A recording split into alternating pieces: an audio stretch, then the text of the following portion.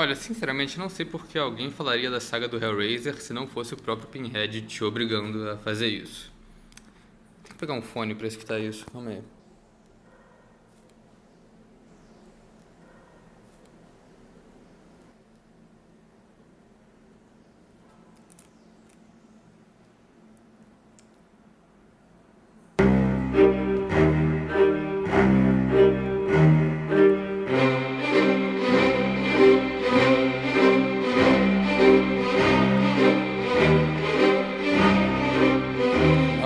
Não? Boa tentativa, Pinhead. Eu não vou fazer isso, não vou resolver esse seu quebra-cabeça dessa vez.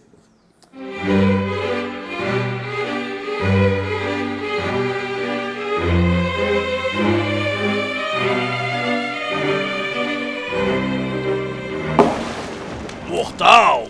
Mas você bebeu esse copo d'água de maneira exímia. Tá na hora de fazer o vídeo dos quadrinhos parte 2, né? Sim! Hora de continuar lendo os quadrinhos do Hellraiser! Só leva minha alma.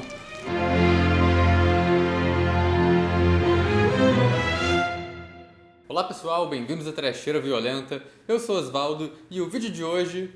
Vocês já sabem o que é o vídeo de hoje. Vamos resumir um pouco aqui. Eu me amaldiçoei tentando fazer a saga dos quadrinhos de Hellraiser aqui no canal, mas eu subestimei o Clive Barker e a sua legião de escritores cenobitas, e acontece que Hellraiser tem muito quadrinho, tem quadrinho demais. Eu lancei a parte 1 desse vídeo em fevereiro de 2020, e foi um vídeo que eu demorei quase um ano pra fazer, porque realmente os quadrinhos do Hellraiser dos anos 90 foram sofridos e eu demorei muito pra ler todos, e a maioria deles eram histórias que não eram tão relacionadas a Hellraiser assim. Eram só histórias de gente aleatória abrindo o portal pro inferno usando métodos absurdos. As que tinham os cenobitas em algum papel proeminente não eram os cenobitas do filme. Os escritores tentaram criar alguma coisa única e acabaram fazendo um monte de ideia nonsense, tipo a Santa Trindade dos cenobitas merda, que é o cenobita Rambo, a cenobita senhorinha bibliotecária e um cenobita que é literalmente o Lon Chaney, o ator do cinema mudo. A minha ideia era dividir parte 1 e parte 2 dos quadrinhos do Hellraiser baseado por época, então a parte 1 era sobre esses quadrinhos dos anos 90 da Marvel, que acabaram morrendo porque eles tentaram expandir demais e fazer várias vertentes diferentes. E esses quadrinhos do Hellraiser ficaram um bom tempo sem lançar nada, até que eles foram ressurgidos do inferno em 2010 por uma editora chamada Boom Studios, que lançou várias histórias do Hellraiser até 2015. Só que ao contrário da bagaceira dos anos 90, essas realmente seguiam a história dos dois primeiros filmes e parecem ter tido uma resposta positiva do público. Então eu tava bem animado para ler essas comics mais novas, vai ver, elas não são tão ruins assim. Mas teve um problema. Eu descobri mais um quadrinho do Hellraiser dos anos 90 que eu não tinha lido. Eu tava procurando por quadrinhos chamados Hellraiser, naturalmente. Então quando eu fiz o vídeo parte 1, eu não fiquei sabendo que no meio daquela pataquada toda, eles lançaram um quadrinho de 6 volumes chamado apenas Pinhead. Então, claro, vamos começar a parte 2 falando disso que faltou na parte 1. Mas antes, vou pedir pra vocês se inscreverem no canal. Se vocês não forem inscritos ainda, comentem aí embaixo se vocês já leram os quadrinhos do Hellraiser por algum motivo e o que vocês acharam deles. Também deixem outras recomendações de filmes, quadrinhos, sei lá, essas coisas aí pra gente falar aqui no canal. E claro, acompanhe a gente nas redes sociais, os links estão todos aí embaixo na descrição do vídeo. O Pinhead mal aparecia naqueles outros quadrinhos do Hellraiser com histórias bizarras. Então será que eles fizeram esse pra compensar a falta de Pinhead nas outras tramas? A capa do primeiro volume parece que ele tá bocejando de tédio, então prefiro não esperar muito. Ok, os 6 volumes desse quadrinho são uma história só, e ela começa bem até. O Pinhead e a gangue do filme dele indo lá encher o saco de alguém que abriu a caixa. Mas claro, isso dura só 3 páginas antes de todos os amigos do Pinhead serem desintegrados porque algo está perturbando a ordem do inferno. A trama desse é bem esquisita, pra variar. O que acontece é o seguinte: uma das histórias daquela antologia tinha esse cenobita da cara esticada, que é o mestre dos quebra-cabeças,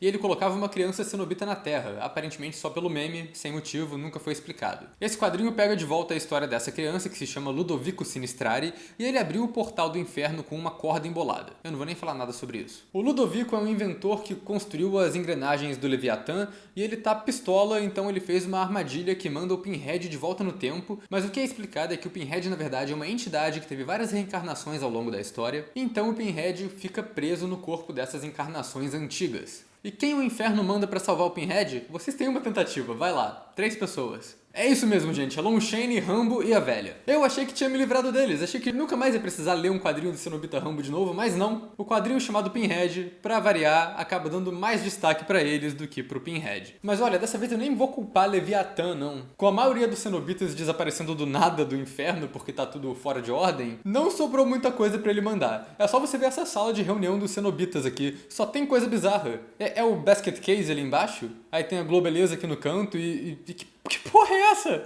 Isso aqui é um Dodô? Com cabelo de massinha? Enfim, a trama disso é praticamente um God of War 2. É o Pinhead passando por uma quest épica sem os poderes de Deus que ele tinha antes. Esse quadrinho na real é bem óbvio e a estrutura dele é muito repetitiva. Tem esse vilão deformado que fica acompanhando o Pinhead nos pulos temporais, e cada história é em um tempo diferente, com um cenobita diferente indo ajudar o Pinhead, e esse cenobita sempre se sacrifica no final. Primeiro ele vai lá pro faroeste. Claro, porque quando eu acordei hoje, eu pensei, hoje eu quero ver o Cenobita Rambo de cowboy atirando uma minigun feita de tripa que a munição tá saindo diretamente do mamilo dele. Cada volume desses dá uns flashbacks, uma explicação e uma personalidade a mais pra esses cenobitas secundários, o que até que funciona, é legalzinho. Mas a melhor parte é que todos eles morrem. Então sim, o Cenobita Rambo é desintegrado. Finalmente morreu. Isso é lindo, eu queria imprimir e pôr na minha parede. Na verdade ia fazer isso, eu ia imprimir isso e colocar aqui na parede de sacanagem, só pela piada, mas eu esqueci. Então eu vou deixar só a imagem aqui, a PNG da morte do Cenobita Rambo vai ficar aqui até o final do vídeo. O Pinhead aparece no Velho Oeste com uma gangue de seguidores do Leviatã, que cada um tem um visual distinto e uma arma característica, e eles não têm nome, todos eles são conhecidos por apelidos, tipo Hangman ou Fan Dancer.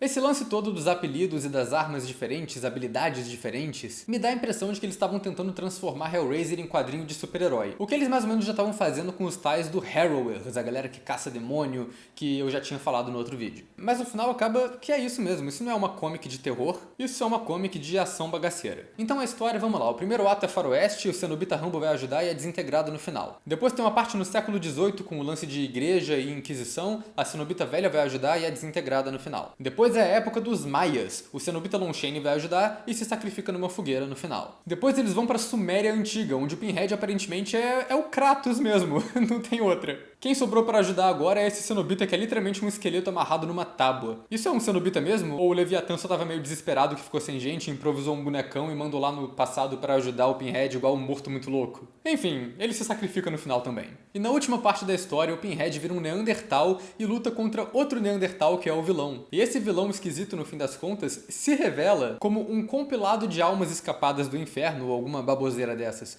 O Pinhead soca geral na porrada e, é claro, no final o Rambo e a velha revivem. Porque eles não podiam deixar esses personagens morrerem. Ah, não. Mas ainda assim, foi a última vez que eu tive que ler alguma coisa com eles, eu espero. Não quero descobrir depois que teve um spin-off só do Cenobita Rambo, pelo amor de Leviatã. Então, como eu não planejo encontrar esses personagens de novo no futuro, eu posso muito bem considerar eles mortos pra mim. O que aconteceu então foi que os quadrinhos de Hellraiser pararam em 94 e ficaram quase 20 anos parados. Em 2011 eles decidiram fazer o Halloween, descartar essa presepada toda que fizeram e começar do zero. Lançaram um quadrinho de 20 volumes, que é uma história única que segue a continuidade dos dois primeiros filmes. Esse foi literalmente escrito pelo Clive Barker e se chama Um Simples Hellraiser. E essa história é longa pra cacete, ela é um épico infernal que tem bastante virada e bastante mitologia de Hellraiser jogada no meio. Pra falar a verdade, eu acho até difícil de explicar o que acontece, mas eu vou dizer que no geral eu gostei dessa. Era exatamente isso que eu tava esperando de uma história em quadrinho de Hellraiser. E tem umas decisões artísticas legais aqui. Eles usam um artista para cenas que se passam na Terra, né, no mundo real, e outro artista para as tramas que se passam no inferno. E isso é muito esperto, porque cria a sensação de que são dimensões diferentes. Tem até umas partes que rola uma justaposição maneira. No começo tem o Pinhead fazendo um discurso no inferno, que é desenhado nos mesmos ângulos do marido da Kirsty Cotton, dando uma aula no mundo real. Mas enfim, como eu disse, é muita coisa nessa história, nem sei analisar ela muito bem, então eu vou só tentar resumir o que acontece aqui. A Kirsty Cotton, protagonista dos dois primeiros filmes, tá de volta e agora ela juntou uma trupe que destrói os quebra-cabeças do inferno e mata os cenobitas. Tem várias referências visuais aos filmes aqui. Todos os personagens têm um desenho do rosto do ator que interpretou ele na franquia, e vários elementos do filme voltam em um momento ou outro, tipo o engenheiro, que é aquele monstrão do primeiro filme, ou os dragões esqueléticos peculiares do inferno. De vez em quando tem umas referências mais visuais também, tipo uma foto da Kirsty e da Tiffany no segundo filme lá no instituto. onde elas são internadas. Essa trupe que a Kirsty arranja são 3 personagens originais que têm as suas histórias bem explicadas. Cada um deles já tinha escapado dos cenobitas antes. Tem o padre que resolveu um quebra-cabeça que é um globo de neve, porque os quebra-cabeças estúpidos continuam aqui, é claro. E aí ele sem querer matou o cenobita, que era igualzinho um dos zumbis do Game of Thrones, que foi atrás dele. Tem a mina que resolveu uma caixa de música e fugiu de um cenobita steampunk. E tem um outro cara que é um ex-guardião de quebra-cabeça, eu acho. Eles têm tanto destaque nessas primeiras edições que é meio anticlimático que todos eles morrem bem rápido na 5ª edição. A Kirsty também tem um marido que não sabe de nada do inferno e cenobitas, mas que morre no começo também. O que acontece é que tudo isso é um plano do Pinhead. Ele trai Leviatã, mas o que o Pinhead faz é um acordo com a Kirsty e eles trocam de lugar. O Pinhead volta a ser um humano e a Kirsty vai pro inferno. Ela vira o novo líder do inferno do Leviatã, o novo Pinhead, por assim dizer. E aí, esses amigos e marido dela voltam como cenobitas. Só que todos eles têm um design muito cagado. Todos eles parecem um monstro rabiscado, incompreensível, eu não consigo nem diferenciar quem é quem. Não sei qual foi a dificuldade de fazer eles serem uns cenobitas normais, mas pelo menos eles não têm cabeça de Dodô. Mas claro, isso não é nem metade da história, porque tem muita merda pra rolar ainda. O Pinhead humano, ele começa como um personagem bem complexo até. Ele tem as cicatrizes de cenobita e ele tá com amnésia. E parece que ele quer derrubar Leviatã. Então ele se alia a Tiffany. Lembram da Tiffany? É a mina loura do segundo filme. Ela é uma aliada da Kirsty e agora ela tá liderando o movimento de caçar quebra-cabeça na Terra. Mas aí o Pinhead, ou Elliot Spencer, como é o nome humano dele, recupera a memória tomando um ayahuasca na cara e ele elabora um plano em mente. Então o que ele faz? O que todo mundo faria numa situação dessas. Ele entra numa cabana com um Shogun demônio não identificado e aí ele tem que comer umas baratas pra ganhar uns poderes sobrenaturais e aí ele consegue soltar o exército dos condenados do inferno pra invadir a Terra. E aí que a parada começa a ficar complicada de verdade, porque a história começa a tomar umas decisões esquisitas. Muita coisa que era importante sai de foco. A Tiffany é esquecida por boa parte desse final todo, e ao invés disso entram várias subtramas aleatórias. O que tem de importante rolando é que o Pinhead tá virando o próprio Dr. Manhattan. Ele tá matando gente pra cacete e eventualmente ele vira um Pinhead celestial gigante no meio do mar. E a cenobita fêmea decide ajudar a Kirsty e as duas têm que passar por uns lugares esquisitos do inferno pra achar um quebra-cabeça específico que pode ajudar ela. Só que aí começa uma subtrama do governo americano reagindo a tudo isso. E tem o personagem do Harry Damour, que é o especialista em inferno, e aí ele aparece oferecendo ajuda pro governo americano porque ele tá indo lá pra uma região do mar perto do Peru, porque ele sabe que o Pinhead celestial vai brotar lá. E ao mesmo tempo, a história ainda continua cortando pra umas paradas, tipo uma repórter indiana que tá filmando o exército do Pinhead, e pra um restaurante no Brooklyn, onde tem 2 cozinheiros que ficam vendo TV e comentando tudo que tá acontecendo.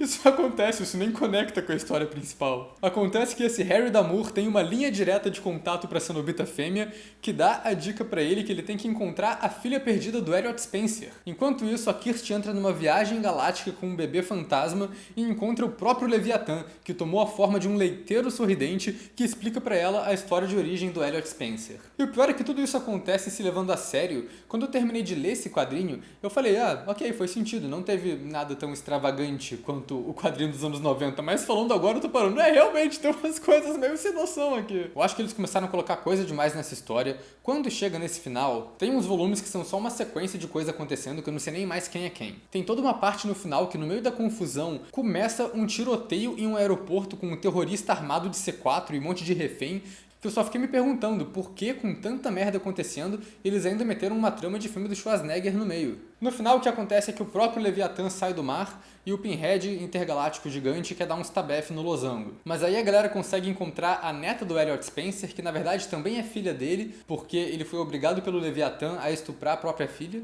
Isso quebra o Pinhead, ele fica muito bolado quando vê ela lá. E quando ele ataca a Kirsty, os dois acabam presos em uma bola de Natal pelo Leviatã. No geral, eu acho que o arco desse quadrinho foi bom, ainda mais essa coisa da inversão de papéis, o Spencer humano e a Kirsty cenobita, mas ele se perde um pouco no final colocando uma porrada de elemento desnecessário. O que é meio bizarro, porque no começo ele toma o tempo dele para estabelecer e explicar a história de todos esses personagens que não são tão relevantes assim. Enquanto umas figuras mais relevantes, tipo o Harry Damour, só aparecem na metade sem ter muito explicado sobre eles. E como tem muita coisa acontecendo, é claro que nós vamos ter uma sessão de o que mais tem no quadrinho. No começo tem uma parte que um cenobita está com umas correntes numa linha de metrô que corta todo mundo ao meio igual o começo do navio Fantasma. Isso foi louco. Tem uns flashbacks de guerra do passado do Elliot Spencer, que mostra ele vendo uma árvore cheia de corpo e ele ficando abalado e decidindo que quer descobrir o sentido da vida ou alguma coisa assim. Isso que leva ele a procurar a configuração dos lamentos. Todos esses lances que exploram o passado do Pinhead eu acho bem legais. Tem essas coisas de que ele tem que usar o quebra-cabeça original que transformou ele no lugar original onde ele morreu, e isso tudo funciona. Esse personagem do agente americano que tem umas subtramas aleatórias, tem uma parte que ele leva o tiro no ombro e aí depois ele aparece com um gesso no antebraço, longe de onde ele levou o tiro, e o gesso ainda troca de braço dependendo do desenho. Mandaram um benzão nessa. Ah, e vira e mexe a Kirsty vai para um mundo esquisito de espelho quebrado, onde uma versão distorcida dela mesma aparece para dar lição de moral e mais ou menos avançar a trama. Isso acontece também. O próximo quadrinho também foi lançado em 2011 e ele se chama Hellraiser Masterpieces. Esse nem tem muito o que falar. Ele é um compilado de histórias daquela antologia dos anos 90 e a gente já sabe como essas histórias eram, nada de novo sob o sol. O que eu achei peculiar aqui é que eles escolheram aquela imagem do Michael Myers distorcido caindo do céu como a contracapa da primeira edição. Que escolha sábia! Depois disso a gente tem um quadrinho enorme de mais de 100 páginas que é dividido em capítulos e segue essa continuidade da Kirsty Cenobita. O nome dele é Hellraiser The Road Below, de 2012. E esse é uma bela de uma fanfic. A Kirsty tem uma participação boa aqui, ela realmente faz coisas, mas a história desse é tão viajada que eu não sei se era pra eu conhecer mais da lore do Clive Barker e reconhecer essas criaturas, ou se foi só um escritor que pirou foda mesmo. O que rola é que tem duas famílias com poderes sobrenaturais que tá tendo uma disputa, uma rivalidade que já tá durando por séculos. De um lado tem uma gangue de ogro que parece vilão de Dragon Ball, do outro lado tem essa mina que faz umas magia bolada que fica flutuando e brilhando por aí. Essa mina não sabe que a família dela é demônio e tem poderes, e os ogros estão querendo matar a mãe dela por vingança. Então ela decide usar a configuração dos lamentos pra chamar os cenobitas pra ajudar. A Kirsty chega lá sem entender nada e o que acontece é falha de comunicação e porrada generalizada. Essa história da disputa familiar até que é interessante. O fato deles serem meio demônios é uma coisa que só tá lá porque é uma disputa apresentada com dramas humanos normais, e ele não é maniqueísta, ele não é preto e branco. Os ogros são feiosos, mas eles estão querendo se vingar porque a mãe da mina matou a mulher de um deles. Então não tem um lado do bem nem um lado do mal ali, os dois lados estão fazendo merda. Então isso até que é bem feito, só cai naquela velha sina de eu não sei se isso é Hellraiser. O que acontece no final aqui é que a Kirsty é uma péssima cenobita, ela não tem muita ideia do que ela tá fazendo ainda. Ela fica com pena da menina que tá sendo perseguida e oferece um emprego pra ela. A mina volta como um cenobita bolado, fatia os Balrog tudo em 2 minutos e salva a mãe dela. O último quadro dessas 120 páginas, na verdade, é a primeira aparição do tal do Harry Damour, que é relevante para a trama das outras comics. E aqui ele aparece convocando a mãe demônio da mina demônio que virou cenobita para combater o inferno junto com ele. E como esses quadrinhos são mais ou menos interligados, você acha que pelo menos esses personagens vão ser relevantes depois. Mas não, nem mãe nem filha nunca mais aparecem em nenhum desses quadrinhos. Aquele primeiro arco do Hellraiser, do Pinhead Galáctico Gigante, foi encerrado em 2012, mas como aquele final foi bem aberto, eles fizeram uma continuação, que foi Hellraiser Dark Watch, de 2013. E essa eu vi em 3 volumes com 110 páginas cada, então são 330 páginas de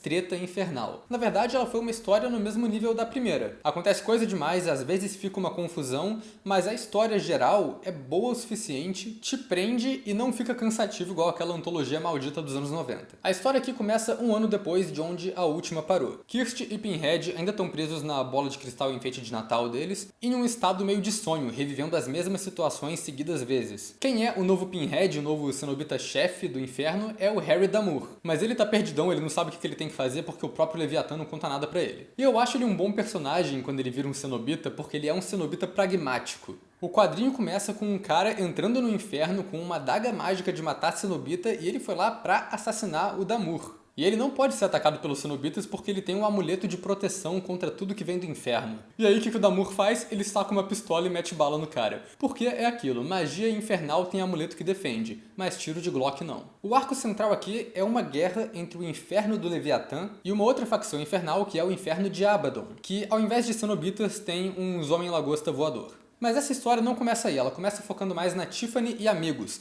que só sumiram da trama na metade da história anterior. Só que agora ela descobriu que quando ela quebra um quebra-cabeça, outro quebra-cabeça aparece e toma o lugar dele. Então, o que ela tá fazendo agora é capturando esses quebra-cabeças e tira eles de circulação para ninguém poder usar. Enfim, a equipe da Tiffany, que é uma coletânea de personagens secundários, tem um indiano que morre rápido, mas que volta depois como um revivido daqueles que tem que absorver a vida dos outros pra continuar vivo. E esse cara fica trocando de lado o tempo todo nessa guerra, chega a ser irritante até. E o Norton, o agente do governo com o superpoder de trocar o lugar onde levou o tiro, também entrou no time da Tiffany. E tem o último cara que é um ex-trombadinha que meio que só calhou de estar ali na situação, e metade do tempo ele parece que não tá entendendo nada.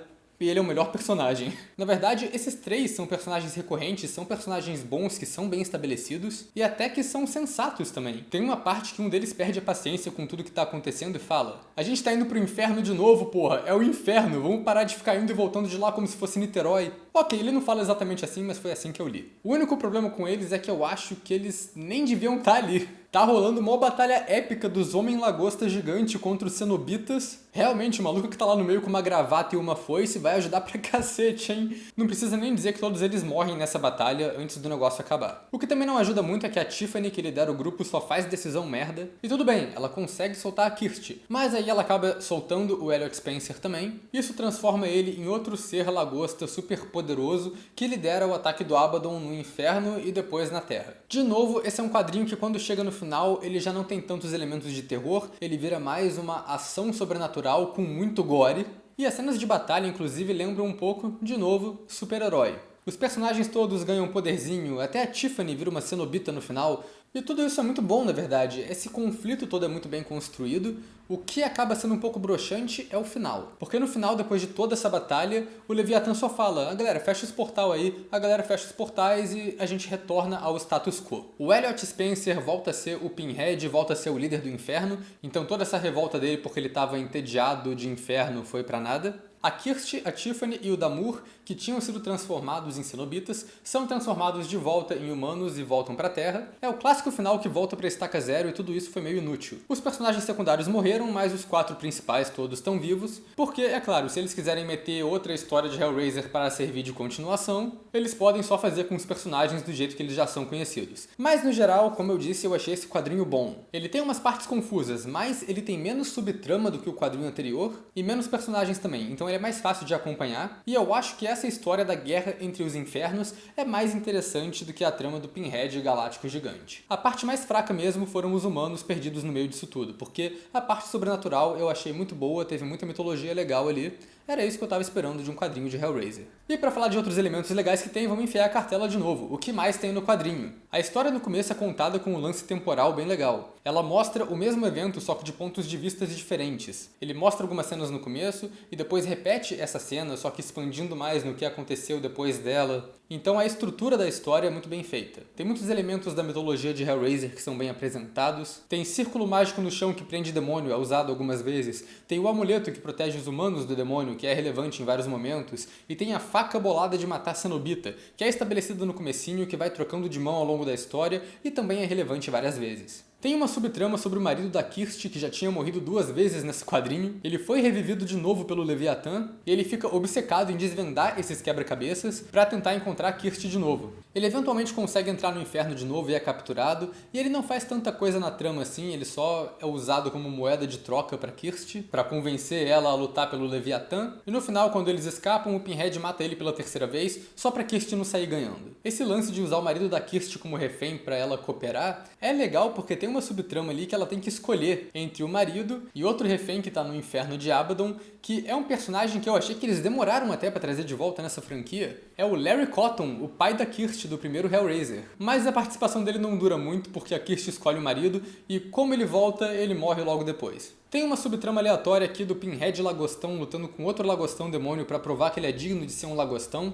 Tem esse personagem do padre demônio sem braço que lidera um ataque no inferno com uns demônios aleatórios que não conversam um com o outro em visual. Mas o resto do exército do Abaddon é padronizado, são todos os lagostões com cabeça humana. E aqui tem umas coisas tipo essa criatura de 50 olhos e uma mariposa demoníaca, sei lá. Tem uma parte no começo que o Damour Cenobita chega numa parte proibida do inferno, onde ele tem que lutar contra um Cenobita Golias gigante de 3 cabeças, e no final ele acaba usando a técnica milenar do Capitão Kirk, do Star Trek original, e ele derrota o demonião de 3 cabeças com um discurso comovente. Isso tudo meio que só acontece. Mas o meu preferido desses momentos aleatórios é quando a Cenobita Fêmea, que é um personagem bem relevante que eu não mencionei tanto, ela é o único personagem que é sempre leal ao Leviatã e comanda o exército dele em algumas das batalhas. Mas é meio esquisito ela estar aqui, porque a gente viu o Dr. Channard matando ela no segundo filme, que tá na continuidade dessas comics, né? Tem uma cena aqui que ela só vira pra Kirsty e fala: o Leviatã trabalha de jeitos misteriosos. Por exemplo, o Channard me matou há muito tempo atrás, mas ó,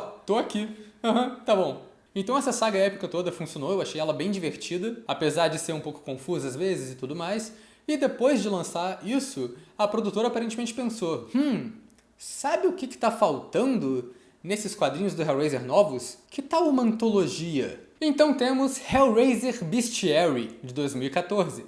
Minha reação inicial quando vi mais uma coletânea de histórias soltas nos quadrinhos do Hellraiser foi de querer forjar minha própria morte, criar uma identidade nova e ir morar escondido nas pirâmides naturais da Bósnia. Mas isso acabou que não foi tão ruim. As histórias não foram tão memoráveis, elas não são grandes coisas, mas elas são tão pequenas que não chegaram a me deixar puto. São só 6 edições, com 3 histórias por edição, e uma das histórias é contínua, dividida em 6 partes, então na verdade são 3 histórias só. Todas elas têm estilos de arte e visuais diferentes, igual a dos anos 90, e na real isso aqui parece bastante um sucessor espiritual para aqueles quadrinhos antigos. Isso não é um elogio. Então primeiro eu vou resumir os 12 contos standalone aqui e depois eu vou falar daquela que é mais contínua. O primeiro é uma continuação direta de toda aquela merda do Dark Watch e é só o Pinhead estressado com a vida torturando gente no inferno até ele ficar suave. Tem uma que são 2 cracudos que roubam a caixa do La Merchant para derreter ela para vender o ouro, mas o Guardião aparece e mata os dois. A ideia foi bem original, na verdade, foi boa. E a gente tem aqui o cara mais blasé do mundo com a própria morte. Ele não tá impressionado que ele foi empalado por um dragão de osso gigante. A terceira história já começa com as viagens.